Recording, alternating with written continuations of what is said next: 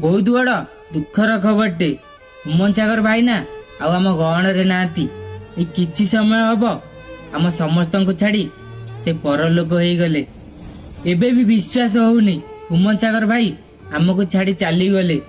ମାତ୍ର 34 ବର୍ଷରେ ହୁମନ ସାଗର ଭାଇ ଆମକୁ ଛାଡି ଚାଲିଗଲେ। ଯେତେବେଳେ ନ୍ୟୁଜଟି ଶୁଣିଲି ନା ମୋ ଆଖିରେ ଲୁହ ଚାଲି ଆସିଲା। ମନକୁ ବହୁତ କଷ୍ଟ ହେଲା। ଭଗବାନଙ୍କ ଆଗରେ ଏତିକି ପ୍ରାର୍ଥନା କରୁଛି ହୁମନ ସାଗର ଭାଇଙ୍କ ଆତ୍ମାକୁ ନା ଶାନ୍ତି ଦିଅନ୍ତୁ। ସେ ଯୋଉଠି ବି ରୁହନ୍ତୁ ଭଲରେ ରୁହନ୍ତୁ। ଏବେ ବି ବିଶ୍ୱାସ ହଉନି ମୋର।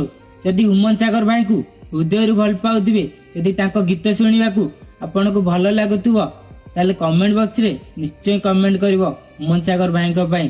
ଆଉ ଏଇ ଭିଡିଓଟି ଆପଣଙ୍କର ସବୁ ସାଙ୍ଗମାନଙ୍କୁ ସେୟାର କରିଦେବ। ସିଏ ବି ଜାଣନ୍ତୁ ହୁମନ ସାଗର ଭାଇ ଆଉ ଆମ ଗହଣରେ ନାହାନ୍ତି, ସେ ପରଲୋକକୁ ଚାଲିଗଲେ।